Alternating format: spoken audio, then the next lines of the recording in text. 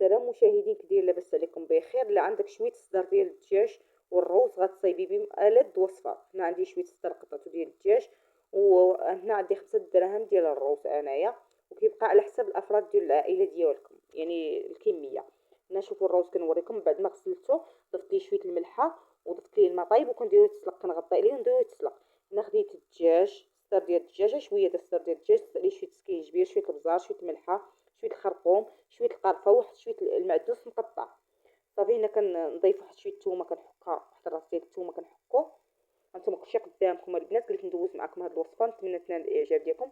شويه زيت الزيتون، واحد شويه د السكر، شويه د السكر اللي كنطيبوا به قهوه او الشاي، درت واحد شويه السكر.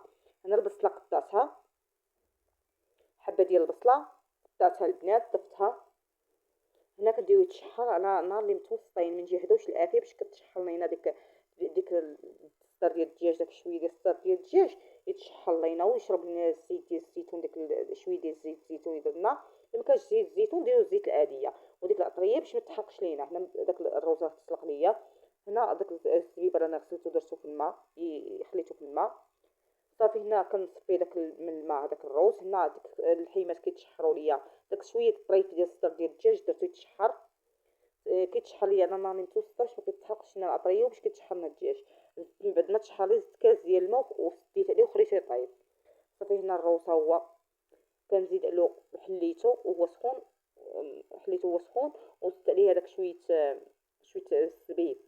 المهم راه باقي ما فورته ما والو، زدت عليه الزبيب. صافي هنا كان مزيان. صافي زدت عليه الزبيب درتو لتحت ودرت فوق منه الروز، خشيت وسط منه.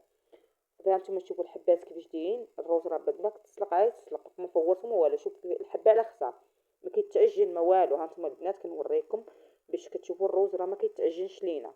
شوفوا الروز راه الحبه على خصها.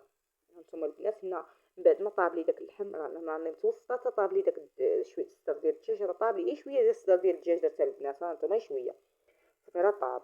دابا هذيك الحشوه ديال البصله اللي بقات غنضيف واحد المعلقه ديال العسل، وديك المعلقه ديال العسل بغيتو ديروا، مبغيتوش ديروا ما ديروهاش.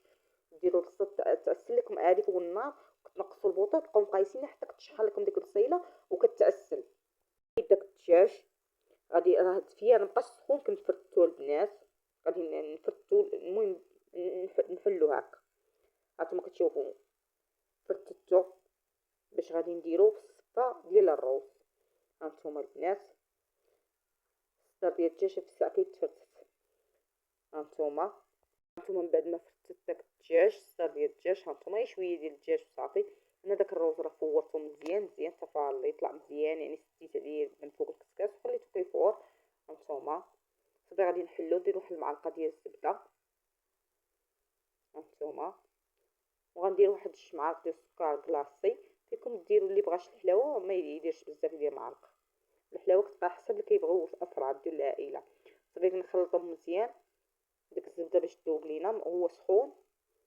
صافي هانتوما كنحلو مزيان، راه ما كيتعجن ما والو البنات، غير الحبه على خصها. هانتوما البنات كنحلو.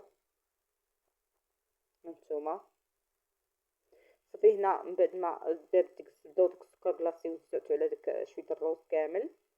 صافي غندوز نجيب ديك البصيل ونقادو. هانتوما البنات صافي هنا كنحلو بيدي، حيت حليتو بيدي او تيبدا يدفى. ملي كان سخون ذوبت ديك الزبده بالمعلقه. وصافي هنا غادي ناخذ التبصيل وغنقسمو في النص داك الروز. هنا غنخلي واحد شويه البنات، كاين الافراد ديال العائله اللي مكيبغوش القرفه غنزين بالقرفه، وكاين اللي مكيبغيهاش. صافي هنا ديك البصله شوف كيفاش تشحرات كيفاش ولات البنات. كندير ديك البصيله من الفوق اللي تاسلات لينا، داو نضيفهم من الفوق على هذا الشكل، نوزعو على داك الروز كامل. وهنا غنخلي واحد شويه باش نديرو لحد الافراد ديال العائله اللي مكيبغيش القرفه نزين بها. صافي هنا بغيتو تزينو باللوز في الاخر زينو باللوز. صافي هانتوما هنا رتبت الدجاج، كنرتب الدجاج على هذا الشكل. بعد ما درت البصله كنضيفو من الدجاج على هذا الشكل.